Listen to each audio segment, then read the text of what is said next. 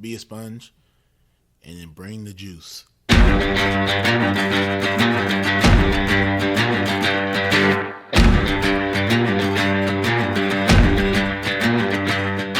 By focusing on your improvement, by focusing on your progress, and eliminating any fixed mindset that you may have and acts of perfectionism, then you encourage your own mastery. On some level, we do what we want to do 24 hours a day. Now, sometimes it may not seem like that, but if I'm choosing to work instead of sleep, what I'm actually saying is keeping my job is more important than sleeping. I'm tired of this. I'm tired of getting beat. What can I do to get over this hump? So mentally, that's when I kind of put that forefront, like, hey, it's either all or nothing. I like to put failure in quotations because I don't believe that failure is true failure if you're looking at it with the right mindset. The truth is, the journey to greatness is hard. It takes time, it takes effort, it takes focus, and every day you have to decide what you value, what you want to pursue, and what you want to achieve. And if you dig deep enough, if you push hard enough, we all have what it takes to be great. Welcome to the Edge of Greatness.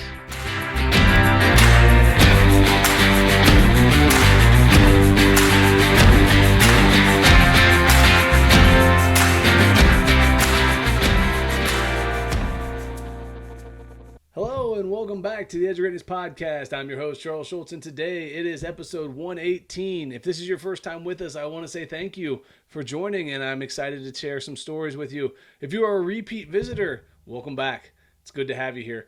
Either way, what I'm looking for from you guys is if you have a moment, please just take a moment now, go and rate and review the show. It goes a long way to making this show present more often when people search for shows like this one.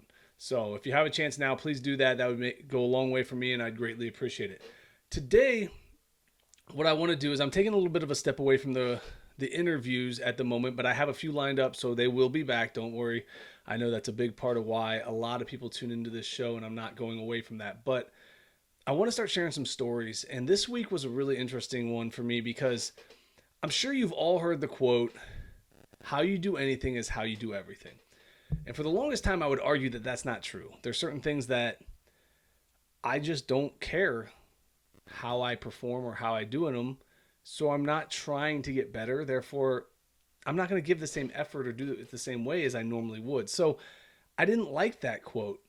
But this week I decided, I would look at it from a different lens because I had a conversation with one of my young athletes. He came in for a 6 a.m. workout. And I asked him, what sports are your favorite? What's your aspirations? And, he said that he loves lacrosse. And I asked if he wanted to play in college. And he said no. And it kind of threw me for a second because what high school freshman comes in at 6 a.m. to work out and bust his butt to get better without the dream of being a college athlete? It was wild to me to think about this because I don't know if I would have worked as hard at what I was doing had I not had that bigger goal of wanting to be a college athlete. And so I started thinking about the characteristic traits and the quote, "How you do anything is how you do everything." And for this young man, he's developing the character of a champion without the dreams of being a collegiate athlete. So while he doesn't want to be a college athlete or a pro or any of these other things, the skills and the lessons he's learning from being driven to do the right thing, to work hard, are going to carry him well beyond his playing years. I made sure to tell him as much because I said, in that moment, it kind of caught me off guard. And I said, I don't think anybody else who doesn't want to play in college is up at 6 a.m. working out. If there's somebody else out there who's putting in the kind of work that he is, that has no dreams of playing at the next level, I'd love to meet them. Because I think that those are the people that are going to lead the next generation. And that got me thinking again, like back to this idea that how we do everything is how we do anything. Or how we do anything is how we do everything. I still don't know if that's true, but I do think the character we build matters in how we do things. All right, let me kind of get into that a little bit because he's developing a work mentality approach to life. He doesn't necessarily focus on the outcome, But his process is to work harder than everyone else, to be as good as he can be for the sport, for the team, for whatever. There are no external goals other than just getting better, just working hard.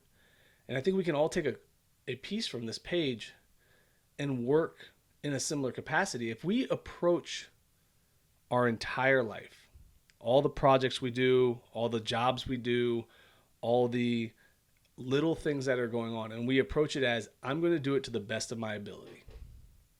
I'm going to work as hard as I possibly can. If I'm choosing to do something, I'm going to give it everything I've got. If we take that approach, imagine how good we would become. Imagine how many things we could accomplish. That was the part for me that I took away from this, is that there are still going to be things that I do that I don't necessarily take as seriously as other things. But at the end of the day, if I'm choosing to give my time to something, I should choose to give my time to the fullest of my abilities. Not saying that we can't do things that are fun and relaxing. We can't do things that don't really require a whole lot of energy and effort. But our time is our greatest resource. It's our most expensive currency, because you can't get it back. So if we're going to use it, we should use it wisely. This young man is creating some really interesting thoughts for me. And it's something that's challenging me this week to look deeper into, how am I using my time? Am I giving everything I've got when I'm choosing to do the things that I do? And for a lot of my answers, it would have to be a no right now.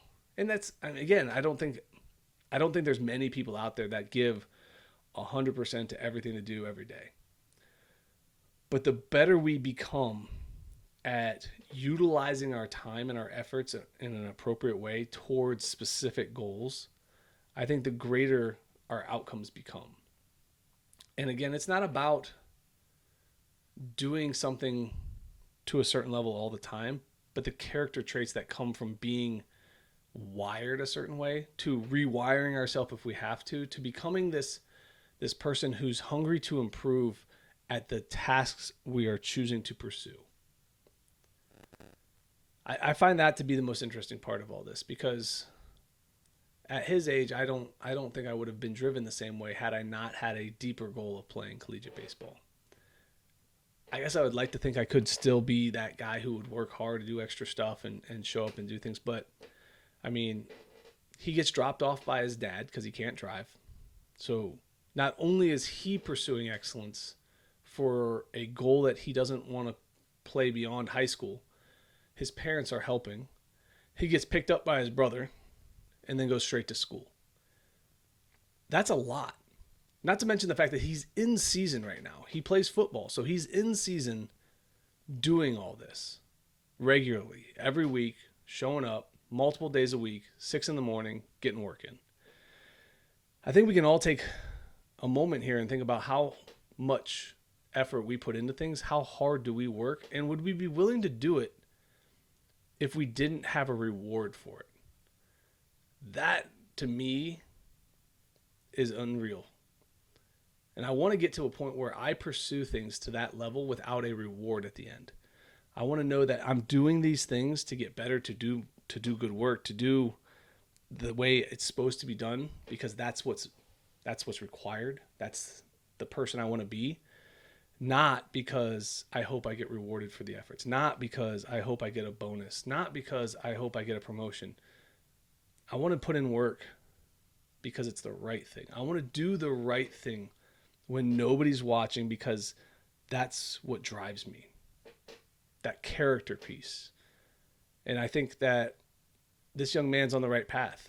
And I hope he continues on that path, because, while he is just a freshman and he's doing these great things, there's a lot of time left in life that somebody can ruin that for him. I am obviously not trying to do that. I want to nurture that, and I want to build upon that, because he's the person right now who I want to be a future leader of this country.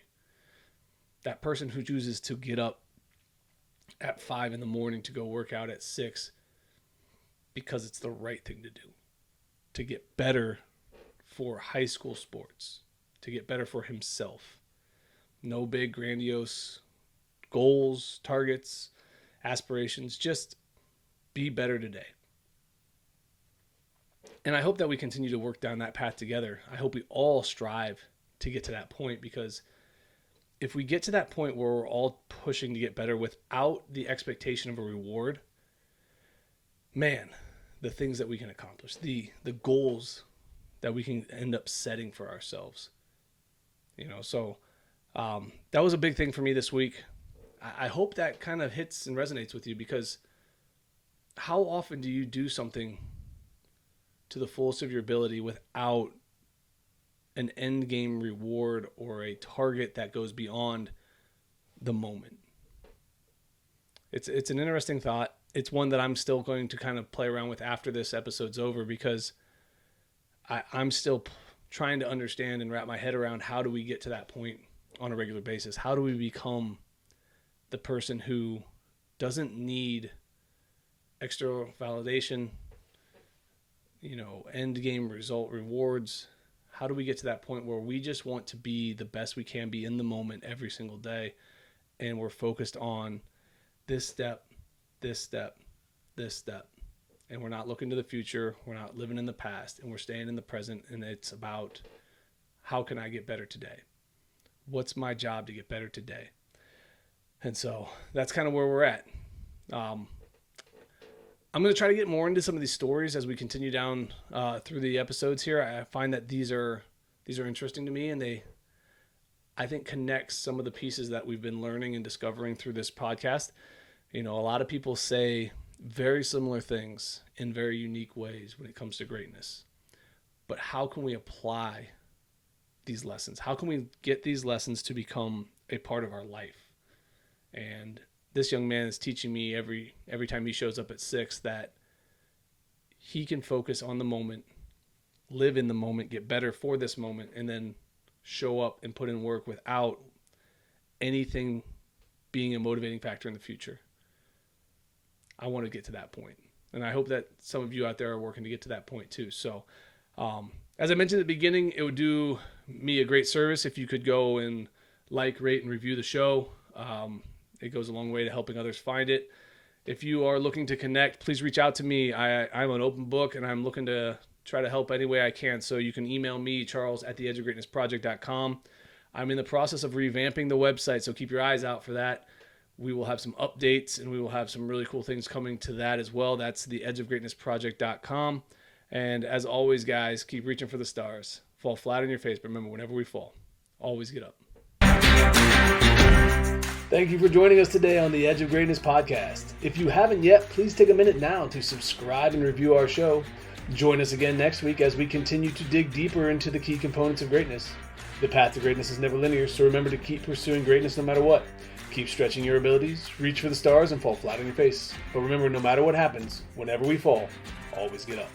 Until next time, I'm Charles Schultz, and this was the Edge of Greatness podcast.